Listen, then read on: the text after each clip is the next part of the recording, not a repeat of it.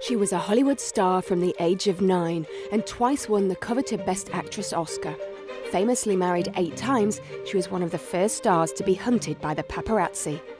With a diamond and perfume named after her, Elizabeth Taylor's dramatic life was lived in the public eye for over 70 years. She just had the most extraordinary personal life, Liz Taylor did. She used the word obscene once to describe the amount of money that she was paid to do what she did. Things didn't matter to her. People mattered to her. And if she wasn't so talented, she would not have got away with it.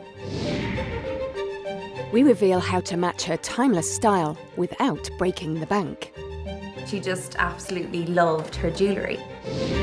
We recreate that show-stopping Cleopatra makeup. At the bridge of her nose going right up to her eyebrow is a perfect straight line. I'm going to use a little trick with some clear tape. And sniff out the secrets of her famous fragrances. With a bottle like White Diamonds, with these fabulous array of diamonds around the neck, it suggested the jewellery, it suggested luxury, it suggested the glamour, which we think of always when we think of Elizabeth Taylor. The last of Hollywood's golden stars, from child actress to international icon. This is the changing face of Elizabeth Taylor.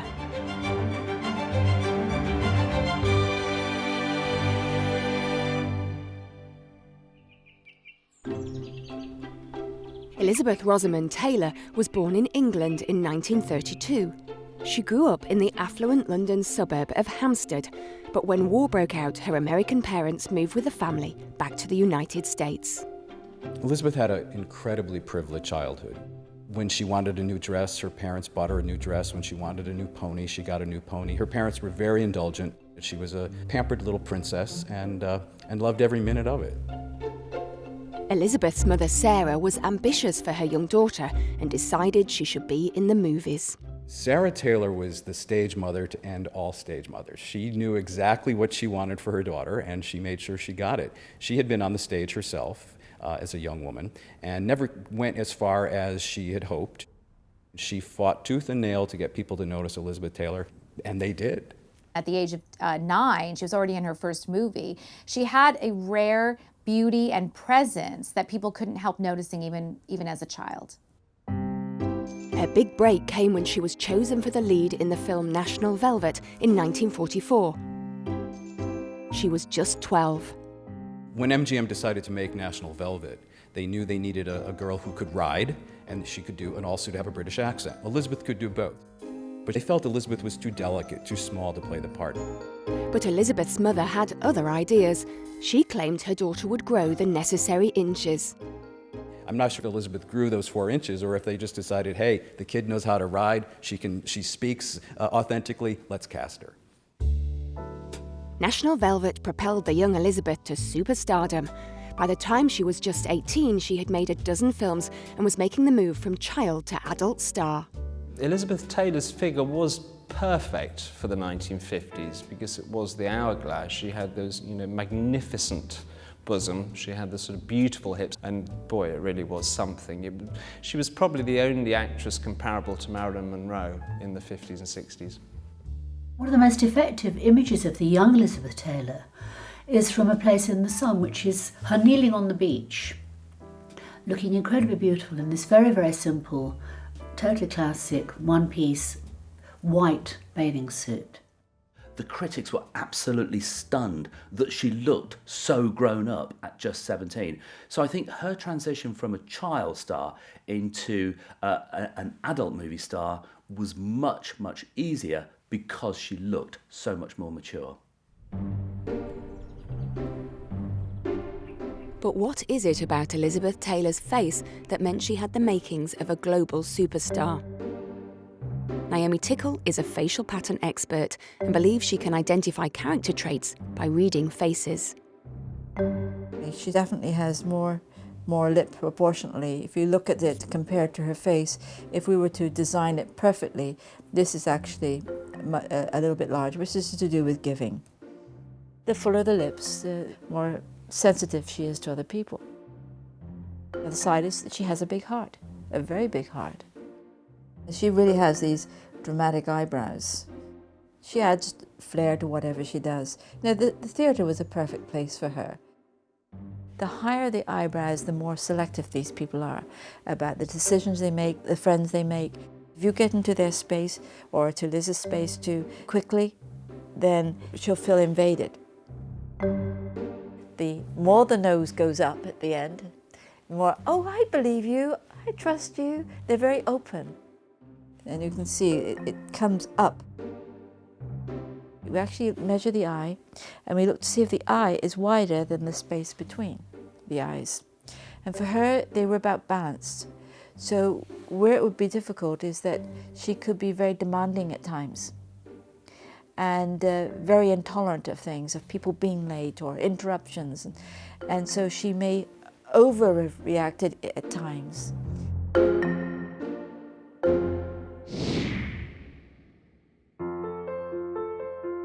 She had beautiful, beautiful lavender blue eyes that would change colors. Sometimes they'd almost get black, and sometimes they'd be very light blue, depending on her emotions, and you could read them an awful lot with her eyes.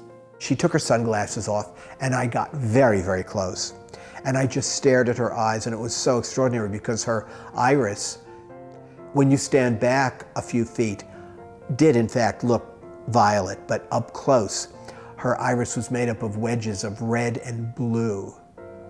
So it was red and blue with little flecks of gold. I've never seen anything quite like it. Elizabeth had an ability to, as an actress, to open up her eye. And she could use her eye without words. So she would then take her giant eyes and then open them up and go, "What?" and make the eye explode. When she fixed her stare on you, you suddenly felt it and you realised why she was so great on the screen, you know, because she just had these eyes.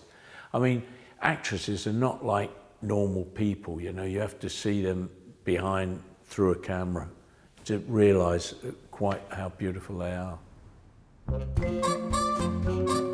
In 1950, when she was 18, Elizabeth starred opposite Spencer Tracy in the comedy Father of the Bride. The studio decided that the film could be even more successful if Elizabeth got married in real life at the same time as she was getting married on the screen. So they found a wonderful husband for her by the name of Nicky Hilton. So Elizabeth was delighted by the idea. How much fun is this going to be? I'm going to get married on the screen and in real life too. She was 18 and very naive. A striking 1,200-pound gown of white satin with veil to match, a gift from our studio friends, simply stagger the enormous crowds at the wedding. As the impressive wedding cake is cut, film fans everywhere join the reception guests in wishing the newlywed good luck, long life, and happiness. As Elizabeth found out, off-screen life was not the same as on-screen, and while her on-screen bride lives a very happy life with her new husband, off-screen, Elizabeth found Nicky Hilton to be abusive and mistreating her, and the marriage was ended in 6 months. It was a very cruel thing to do to a young woman, because the studio didn't care whether or not they were really compatible. It was just going to make sure that the film made an additional $1 million. The press were critical of Elizabeth's short-lived marriage to Nicky Hilton, so MGM quickly found a replacement, English actor Michael Wilding. All cameras at London Airport are focused on two people very much in love, Britain's Michael Wilding and his lovely young bride-to-be, Elizabeth Taylor. This time they found a very different husband for Elizabeth, who was much older than Elizabeth, an actor, completely Nicky Hilton's opposite. He was devoted to Elizabeth. Thousands of fans fought for just a glimpse of these glamorous stars on their wedding day. Within a year of that marriage, suddenly Elizabeth went from being the spoiled little girl who walks out on her husband to being the happy wife with two lovely children. The picture in the fan magazines was suddenly Elizabeth sitting with her two little boys and her husband, happy as a homemaker. But Elizabeth was 23 and not ready to give up on acting. In 1956, she starred opposite Rock Hudson and James Dean in Giant, and the following year was nominated for an Oscar for her role in Raintree County. While Elizabeth's star was in the ascendancy, husband Michael Wilding was struggling to find success in Hollywood. You got the world to notice you, and you got untold access by being Mr. Elizabeth Taylor. But for a man in the 1940s or the 1950s or even the 1960s, it was difficult to let your wife be up front in front of you. After 4 years of marriage, Elizabeth separated from her second husband, Michael Wilding.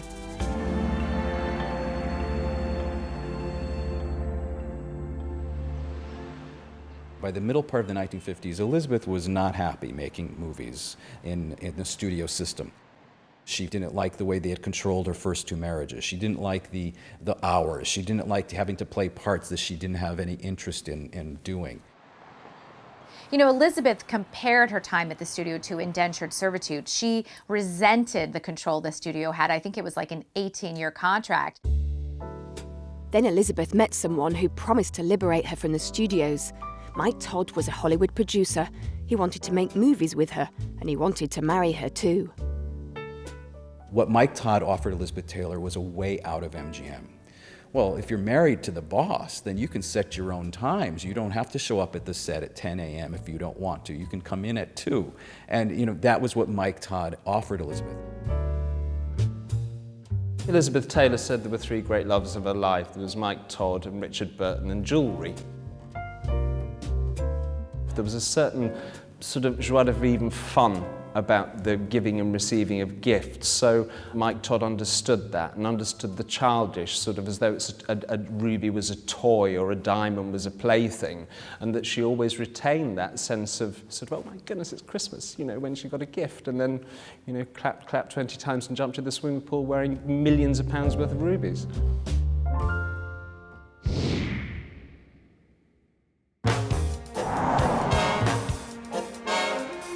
Liz's love of jewels was world famous.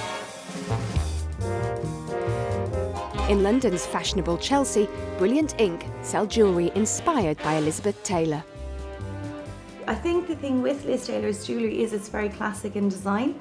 She definitely had beautiful taste, and her jewellery was from all the finest jewellery houses in the world. Something that we always say here is, well look, wear it now and enjoy it, because sometimes it can get very serious because it's so expensive. The thing that everybody admired about Liz Taylor was that... Yeah, that she played, like she saw it as fun and she played with it nearly. She used to like show everybody her beautiful jewellery collection. It was something that was really part of her, and she just absolutely loved her jewellery. We can, you know, kind of bring that spirit of Liz Taylor to someone, well, all the better. You know? This particular one with the emerald green centre is hugely popular. It's just a ring that everyone says, oh my God, like Liz Taylor could have been my aunt and left me this ring. Like if you look at this one, it's an Asher cut centre with baguette shoulders. It's a classic style. You'll find every jeweller from Harry Winston to Tiffany to Cartier do the solitaire with the baguettes on the side. People keep coming in and they're looking for scaled up versions, whereas we would be quite used to maybe scaling down designs and making them maybe 1 carat or 2 carat. Now people are going 6, 7, 8, 10. Why not? Why not? Yeah.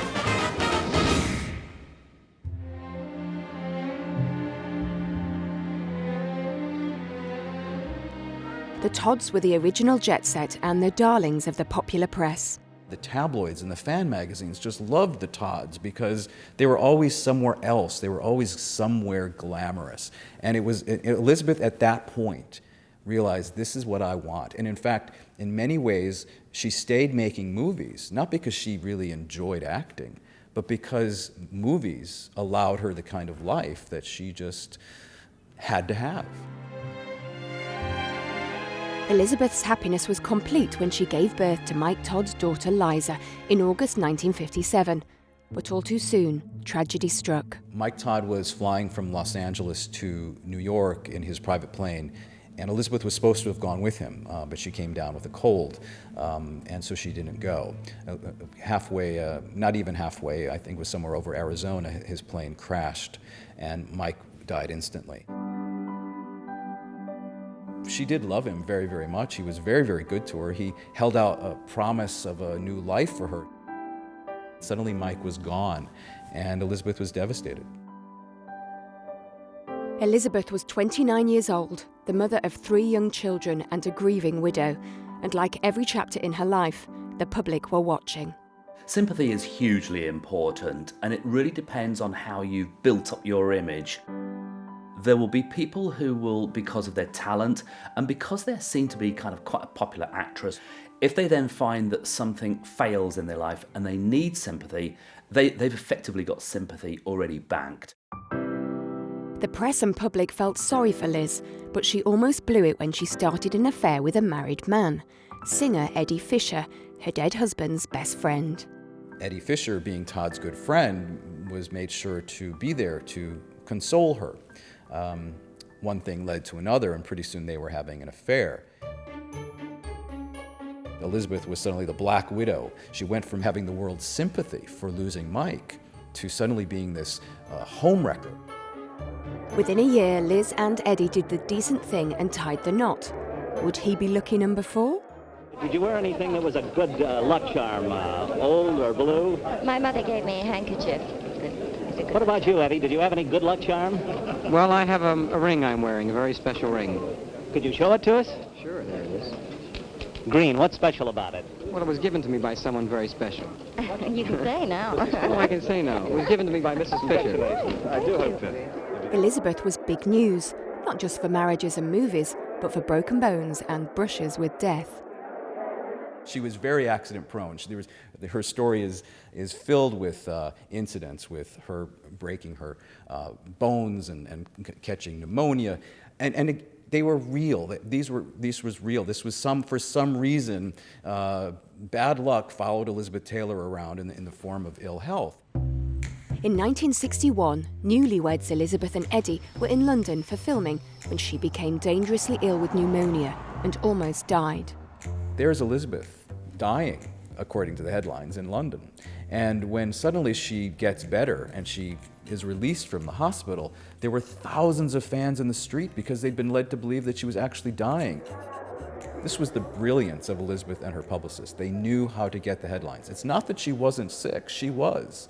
But she got the sympathy of the Academy voters in Los Angeles. It's the night of the Blue Ribbon Sweepstakes in Hollywood, the Oscar Awards. Elizabeth Taylor. And indeed, that year, she won Best Actress. Convalescing from her recent grave illness, Elizabeth Taylor receives a prolonged accolade from the audience. It's a popular and she walked up to the podium to accept that Oscar. It was like Lazarus coming back from the dead. Elizabeth was hot property, an Oscar winner and finally free from her studio contract. When Fox asked her to play Cleopatra, she demanded a fee of $1 million. Fox basically said, well, no woman is worth $1 million. We could pay an actor to that much money, but we're never going to give a woman that much money. And Elizabeth and her agent said, well, then fine, you'll have to find another Cleopatra. The studio relented. Elizabeth signed a contract for $1 million and an unheard of percentage of box office receipts. Cleopatra was billed to be the movie event of the decade, with Elizabeth cast alongside handsome Welsh actor Richard Burton. There was already concerns from the studio bosses that they were taking on somebody who was a temptress and who was a marriage wrecker, and they almost expected her to have an affair with somebody on set. They just didn't know who it was going to be. Richard Burton was glamorous, he was handsome, he was powerful. He had these green eyes that would just shoot like a cat, and he'd just go, wow. He had a big, strong build, and he walked like a Welsh rugby player, and he just walked into a room, and he owned the room. You wouldn't help not fall in love with him. Elizabeth was always a very impulsive woman. When she saw something she wanted, she got it, whether that be a diamond ring or a bucket of chicken. She would get it. She was attracted to him, and if she wanted to have an affair with him, so she did. For Richard, Elizabeth represented a kind of fame that he could only dream about. And it was very alluring for him. It was very tempting for him. He would say, I don't want that kind of fame. The woman's more famous than Khrushchev, he said. But at the same time, it was very enticing. Richard and Elizabeth really are one of the greatest love stories of all time. Their connection was instant, immediate. They were sleeping together, you know, virtually from the day that they met. You know, they were in each other's dressing rooms. It was wild. It was crazy. It was indiscreet. We can't really think of anything today that compares with just how scandalous this affair was. At the time, even the Pope was reported to have said that Liz Taylor had descended into erotic vagrancy for conducting this affair, and she got away with it. Cleopatra was an epic. Filming took nearly 2 years. Throughout it all, Burton and Taylor continued their passionate and adulterous affair. Cleopatra was supposed to be the most expensive movie ever made. It does show because it was so ridiculously over the top. It was far too long. It was actually very badly acted. She sounded like a Brooklyn taxi driver's wife when she argued with Julius Caesar and Mark Antony. It's incredibly pedestrian and really not visually very, very stunning. Her makeup and hair are amazing, and there is one gold outfit which is very effective. But a lot of the time she's wearing rather odd sort of loose garments that look almost like polyester night dresses. She did revive Egyptiana. You did see all of these sort of cat's eye makeup and these extraordinary gold caftans that one saw in the 60s. That was a direct result of Cleopatra. So as a fashion movie, Cleopatra was a great triumph.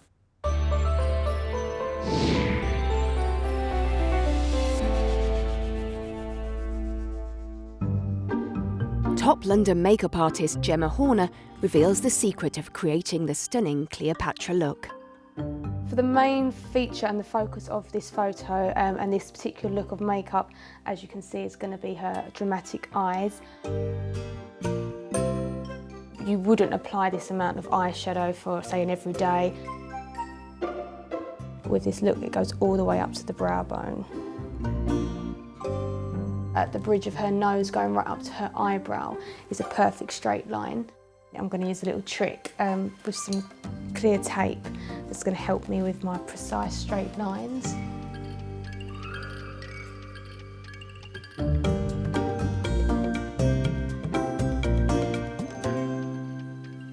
Okay, so the next step obviously is going to be the dramatic eyebrows.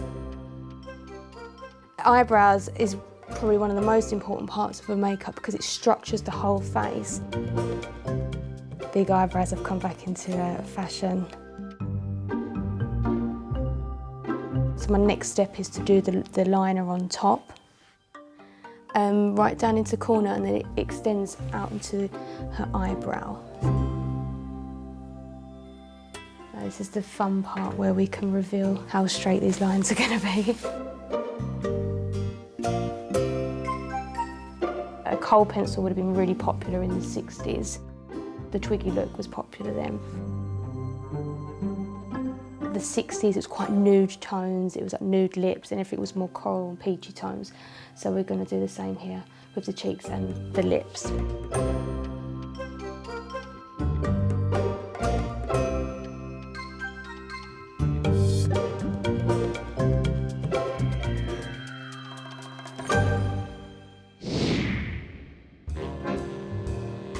When Cleopatra ended, Richard and Elizabeth's new life together began. Travelling the world, living in the best hotels, they were Liz and Dick, and the public couldn't get enough of them. To sell a photo of Elizabeth Taylor kissing Richard Burton, which they got, which the paparazzi got, suddenly this was all over the world in a way that never existed before. Tabloid journalism, telephoto journalism began that year in 1961-62 in Rome with Elizabeth Taylor and Richard Burton. This was when the paparazzi first became really aggressive and started chasing and started hunting down candid shots of them when they were arguing and drunk in restaurants or falling out of nightclubs. So in a way they paved the way for the stars today who are essentially besieged by the press. The Burtons were the most famous people on the planet. They were more famous than royalty at that point. Both sides of the street were mobbed with people. They had police barricades up. Thousands, literally thousands of people lined the whole block, just in the hopes that they might get a glimpse of her. In the 60s, Elizabeth Taylor and Richard Burton travelled like the Shah of Iran, practically. You know, the entourage was absolutely ridiculous. There were dogs, nannies, hairdressers, couturiers, any press agents. Hairdressers, makeup men, Gaston the driver. When young fashion designer Vicky Teal fell in love with Burton's makeup man, she joined the entourage too. Then the hairdresser married a handsome photographer, so he joined, and then Ron, the makeup man, had the fashion designer, so she joined, and it just grew and grew. Eventually we were 12. There was about 80 pieces of luggage when we flew. Eventually we had to have a plane and drive the pilots crazy. Finally, in 1964, Eddie Fisher granted Liz a divorce. Richard and Elizabeth were married immediately, and the Burton-Taylor years went into overdrive. They lived the high life and entertained the A-list from hotel suites at the Dorchester. Richard loved to type and write, so Elizabeth had many hours of boredom, so she wanted to have all of her entourage with her. And she said, I'm in England, who can I invite? I'll invite the Queen, or I'll invite Princess, her sister, Princess Margaret. The Queen never came, but Princess Margaret was often a guest for lunch, or, oh, someone's just done a great play. Call them up and tell them to come for lunch. So she pretty much could just summon or beckon anybody she wanted in politics, in the theater, in the opera, ballet, Nureyev, anybody. Just say, call them and tell them to come. Taylor and Burton were superstars. He lavished her with extravagant jewellery that impressed even Princess Margaret. That's the crop diamond. I had it about 2 months, and I became terribly left-handed. Everything was, with smoking. And we were talking, and she was following my hand. And finally she said, "That's the most vulgar thing I've ever seen in my life."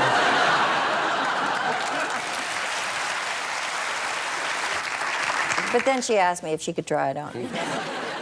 I don't think an ordinary person has any concept of what it was like to be Elizabeth Taylor or to be married and have the kind of relationship. I mean, this is a woman who lived at the Dorchester, for like a year, who, could snap her fingers and someone would give her a diamond. And it's crazy. Nobody lives like this. And I think the fascination with Elizabeth and Richard in great part comes from the fact that it just doesn't happen this way, or at least we don't know anyone that has a life like this, certainly.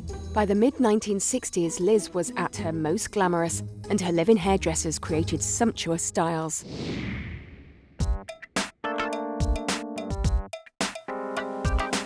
Celebrity hairdresser Nick Malenko shows us how to create her fabulous updo. We're going for this very iconic Elizabeth Taylor look. It's very, very big hair. She looks beautiful with the hair off her face. It's not a look you can do on your own, definitely not. You definitely need a hairdresser there to help you out. The hair's been just brushed through, pulled up into a ponytail on top. I've wound the ponytail round itself, and then I put a pad around that. Well, if you imagine, we want this very sort of tight shape to the head, and then we want this big sort of piece of hair. So what we're going to do now, I'm going to put the hairpiece over this, so that's going to support the whole thing. This is just like a trick of the trade, really.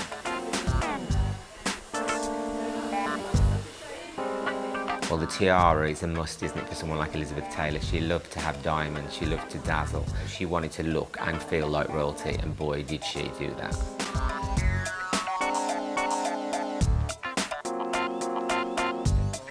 The rest of the hair, I've just used my fingers and made into curls, like barrel curls, pinned into place, and we're giving quite an elongated shape to the hair to make it look quite dramatic. This sort of hairstyle makes you look important, I think. It's very regal, isn't it? So it automatically grabs your attention. Beautiful, elegant hair on a beautiful, elegant woman.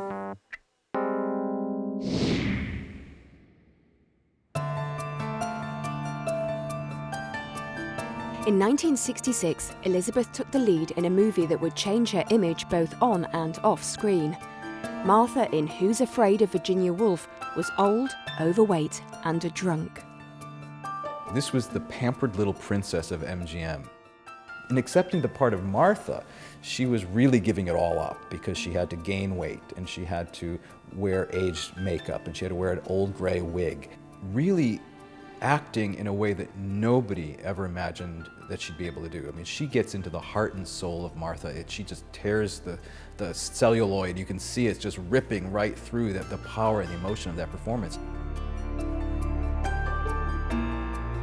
It's a great piece of film acting. There was talk of Richard having an Oscar. There was no talk of Elizabeth having an Oscar. She was nominated, but there was all, oh, you're going to get an Oscar for putting all that terrible makeup on and trying to look old. But Richard gave an incredible performance. Hollywood insiders declared the film a hit, and rumours spread that both Liz and Richard would win Oscars. Vicky Teal was with them on the big night. We're at the Villa Florentina because they're shooting another movie, couldn't leave, and Elizabeth won and Richard lost. Richard said nothing and sat down and poured another drink, and Elizabeth said, come on, let's walk the dogs, and she got the dogs and walked around, and I just felt something happen, where he had always been the great star, and then she won the Oscar and he didn't. It was just craziness. The Taylor-Burton relationship was 8 years old and already part of Hollywood legend for its fire and passion. As a matter of fact, we were like two atom bombs. And when we'd go off together, there'd be this tremendous explosion. We had a ball fighting. Elizabeth and Richard were definitely not necessarily good influences on each other. Their fights tended to get out of control, and their drinking definitely got out of control. They would, try and drink each other under the table, even in the middle of making a film. They lived life to excess. I'm sure that their sex life was the same way. In every area, they kind of pushed it to the limit. They were usually very lovey-dovey. Except I do remember one night when they exited from their limousine and there was a press photographer there, and he said, Mr. Burton, may we take a picture of you with your wife? And he said, you certainly may not. And he grabbed Elizabeth by the wrist and he literally dragged her into the hotel. And they got to the elevators and he flung her against the elevator doors. And I was thinking, oh dear, I wonder what that's all about. And of course, I'll never know. They would break up and make up, and Richard would shower her with jewellery. He once said, I love you with the world's most famous pearl. And then we just sat there looking at the pearl and putting it here, and then Claudia was doing hair and sticking it here, and then I was wrapping something around and putting it there, and we got drunker and drunker on champagne. And drunker on champagne with the pearl. It was the world's most famous pearl, and it was called the Wandering Pearl. So we're saying, isn't this crazy? And then it was gone. It was just gone. Where was the pearl? We searched and searched and searched in that white carpet, on the floor, until we were exhausted. The following morning, Richard woke up Elizabeth and said, you see this? I found it in your dog's mouth. It was just sold for $11.8 million. It had teeth marks in it. You don't give a girl jewellery if you don't expect her to wear it and be photographed in the papers wearing it to prove the love. It's what goes on backstage that you would question, I think. After a decade together, the relationship hit the rocks. They famously divorced and remarried, but in 1976, Elizabeth and Richard finally called time on their marriage. Well, I knew Richard and I knew her, so it was quite, something. I mean, they were an on and off. They reminded me a lot of Sinatra and Ava Gardner. I mean, that had that same sort of resonant, bloody, arguing sort of thing, and then making up and arguing. I mean, it went on forever. But I think she really loved him, but he just didn't crack it in the end with her. It was the summer of 1976, and Elizabeth Taylor was 44 years old, a mother and a grandmother. But her life was about to take a surprising new turn. John Warder was a very ambitious politician who wanted to run for the Senate. Elizabeth was the great movie star, the glamorous movie star, and he knew that she would be very good on the campaign trail, and she was. John Warner quickly became husband number 7. Is this husband of yours going to make it in '78? I surely hope so. No ideas of politics yourself yet? No, just a politician's wife is enough. But Elizabeth was much more than a politician's wife. Her star appeal guaranteed that John Warner made it all the way to Washington. She had been front and center during the campaign, but once he went to Washington to do his job, the job he had been elected to do, she was at that point expected to stay home or to socialize with the other Senate wives, and that was never going to be good enough for Elizabeth Taylor. I think Washington is the loneliest city in the world for women. There is really no such thing, I think, as a perfect politician's wife, because she has to be so many things and nothing at the same time. Dispensable and totally indispensable. I think she just became bored with the whole scenario, and when she's bored, she's known to eat. And this was the point when Elizabeth was at her lowest. These were the pictures that we began to see of Elizabeth Taylor, no longer as the glamorous star, but as that, the joke, the overweight movie star who was being parodied on Saturday Night Live. Elizabeth was overweight and unhappy, but she cheered herself up by befriending designer to the stars, Halston. The 70s, she had started to fill out, and much as I adore Halston as a designer, I mean the genius, the first fashion superstar that America gave the world, the caftan years didn't really suit Elizabeth Taylor. Caftans, you know, sometimes it just looks like a big bag of potatoes under a caftan. When she took off the caftan, she couldn't look in the mirror. So she actually lived in her house, in her bedroom, where she did not look at the mirror. She knew where the mirrors were, and she'd walk by with her head turned. And that went on for a very long time. Elizabeth Taylor and Halston's friendship was not built so much on clothing as it was just on friendship, good pals. And she hated Washington, D.C., so she invited Halston down. And it was very late at night, and they were drinking. It was probably 2 o'clock in the morning, and then they were hungry. So they went to a White Castle, which is a drive-in hamburger place. And Elizabeth Taylor got out of the car in her mink coat and nightgown and went in and ordered a burger. And the girl behind the counter just could not believe that she was seeing, you know, Halston in black tie and Elizabeth Taylor in a mink coat and nightgown. And she said, the girl behind the counter said, "Pardon me, are you really Elizabeth Taylor?" And Elizabeth Taylor said, "Yes, I'm fucking Elizabeth Taylor. Now where's my ketchup?" I pig out, man. My favorite pig out is a wonderful southern fried chicken, mashed potatoes dribbling in gravy, broad beans, corn on the cob, and then some kind of gooey chocolate dessert. I think Elizabeth Taylor went through a terrible time when she became obese. It must have broken her heart. I mean, let's face it, she was one of the most beautiful creatures of all time. To see those sort of beautiful violet eyes staring out from a bloated face and a huge body, I felt nothing but abject pity, actually. And one should never pity Elizabeth Taylor, but you did in those years. In 1981, after 5 years of marriage, Elizabeth and John Warner separated. And then in 1984, Richard Burton died at the age of 59 at his home in Switzerland. Richard Burton had wanted to be buried in Séligny. He called it his haven of peace. But she was banned from the funeral. She was banned. And I did everything I could to convince his wife to allow her to come. I called and called on the phone. I did everything I could to please be generous. I felt it was so wrong for Elizabeth to not be allowed to come to bury him. Elizabeth was at an all-time low. Her addiction to drink and prescription drugs were out of control. Her children intervened and had her admitted to the Betty Ford Clinic. Well, they call that tough love, and it really is. The family come in, and they've been prepared by a doctor whose specialty it is. And they have lists of things that they have witnessed you do. that have embarrassed them, humiliated them, whatever.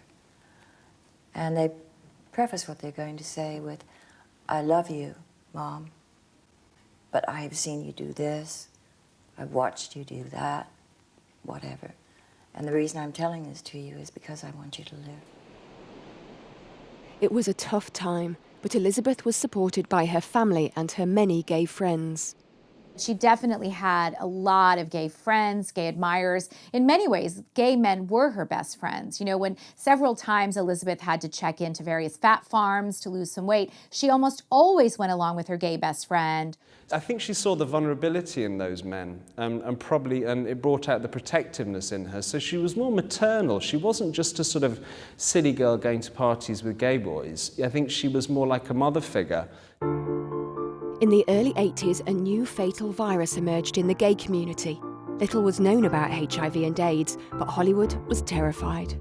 So many people were frightened and doing so little about it and saying so little. And for once in my life, I decided to use my fame, something I've resented for years on occasion, and to use it in a constructive way, and to use it for something I was trying to say. She wasn't just about, you know, the bit that related to her industry. She also made sure politicians were doing their bit, the scientists had the resources they needed, the focus was there from the media, and the general public understood. She was speaking about things that nobody else would speak about, gay or straight, old or young, and this was Elizabeth Taylor, you know, Hollywood superstar, was the one person who stood up and actually did something. Elizabeth grabbed attention for her new cause in the only way she knew how, with her image. Enormous bright colours like a macaw, cyclamen pink, incredible sort of bright blue, yellow, orange. In other words, you know, look at me, and don't just look at me because I'm a movie star. I'm also here as an AIDS campaigner. I think that's a very important part of her later life. In 1988, aged 56, Elizabeth was still battling with her weight, drink and drugs.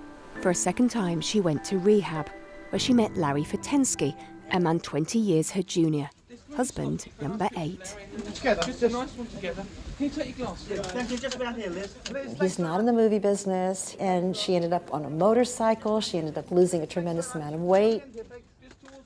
I made a dress for her. She looked so beautiful. She was a size 2 during that relationship. I think she just had the determination, the way she did with so many aspects of her life.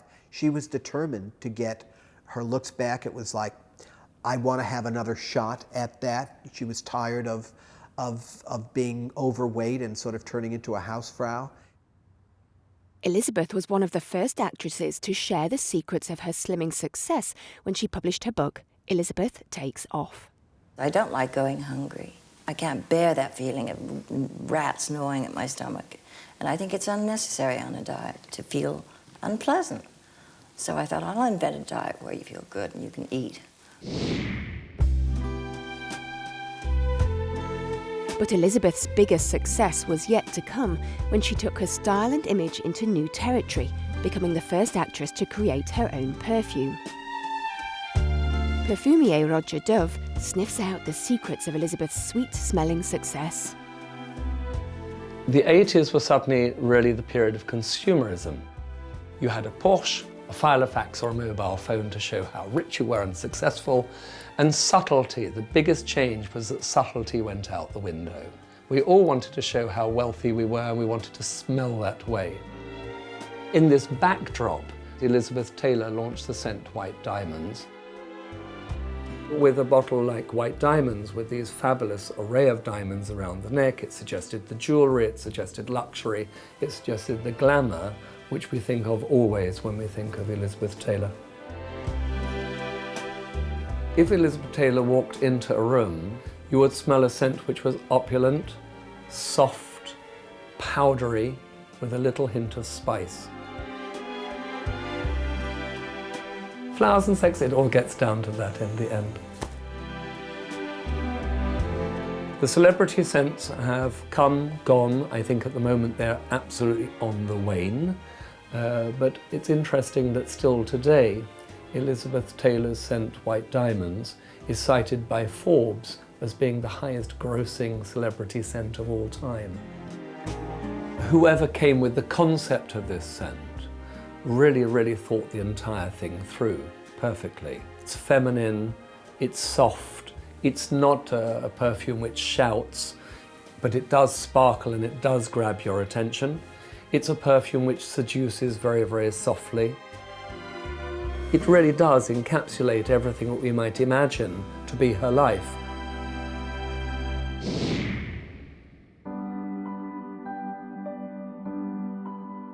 In 1996, after 5 years of marriage, Elizabeth and Larry went their separate ways. She was quite a faithful girl. You know, I mean, although she was married 5, 6, 7 times, I don't know how many, but she was always a one-girl guy.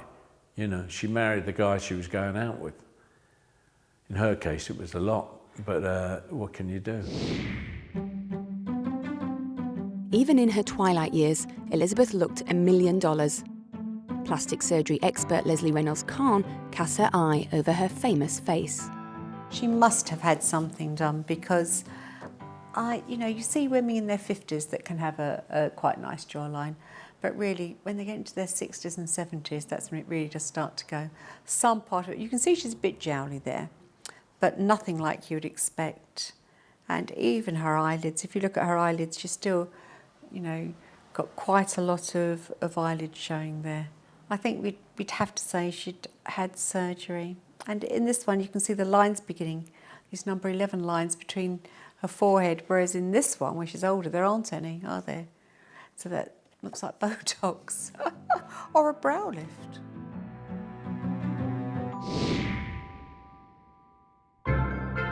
In 2000, British-born Liz returned to London to receive an honour from Her Majesty the Queen when she was made Dame Elizabeth Taylor.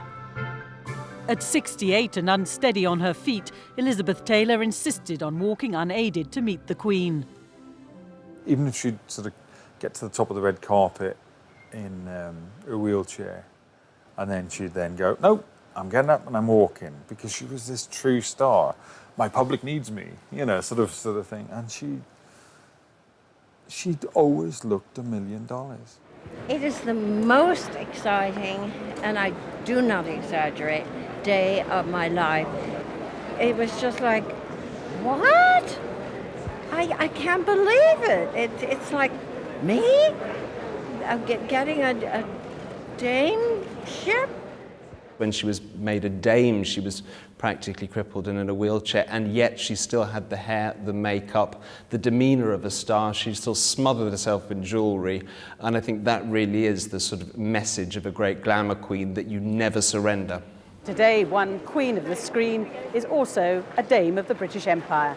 She was a queen mother at that point and lived that part. And it wasn't in a gaudy way. It was in a way of kind of understanding, I have a relationship with the public, and I'm going to live up to that. Elizabeth Taylor played many famous roles on and off screen, but in her role as a mother, she was always private. In the later years, people thought that she was some sad, mad, Norma Desmond recluse. She wasn't at all. She had children, she had grandchildren. She raised the most beautiful children, everyone just as beautiful and generous in their heart as their mom. She did a great job as a mom, too. She was the sort of woman who would, if you weren't feeling so good, she would send you a plane ticket and say, just come over and see me. Always first class, of course. On 25th of March 2011, Dame Elizabeth Taylor died of a heart attack. She was 79 years old. Of course, when someone dies, then all of a sudden you look at the retrospective of their entire body of work. And I think it was at that point people were like, oh my gosh, wow, look at all the things that she did. She really was an iconic, an amazing figure. 750,000 against the two of you now. At 750, 800,000, 850,000. Even after her death, Elizabeth continued to make the headlines. In December 2011, Christie's held an auction of her art, couture and jewellery. It made $150 million. At 6,300,000 then, here we are. $6.5 million. Every film she made, she acquired another piece of jewellery. That was part of the rider, that she would be given a gift by her directors. Every husband she married, she had a new engagement ring, a new wedding ring. I mean, in Mike Todd's case, she had a new tiara. In Burton's case, she had the Krupp diamond, the Taylor Burton diamond. I mean, almost a king's ransom in jewels. $9,500,000. 10 million.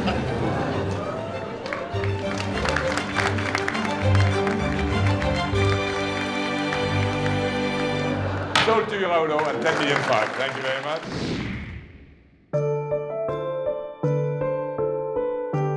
Over a dramatic 70-year career, from national velvet to AIDS campaigner, Elizabeth Taylor attracted as much attention for her colourful personal life as she did for her on-screen achievements. But despite the ups and downs, she was always a star to the public who adored her. Elizabeth once said, "There's no deodorant like success." And what she meant by that was she had been through so many scandals, but she would always come back, and she'd always show that the public hadn't really fully turned on her, that all of her past criticism was forgotten. Looking back now at her death and what she's meant to everybody in the world, people wanting to own any part of her, people wanting to wear her perfume, and people admiring her, I think that she sets an ideal. She sets the standard. The star is Elizabeth Taylor.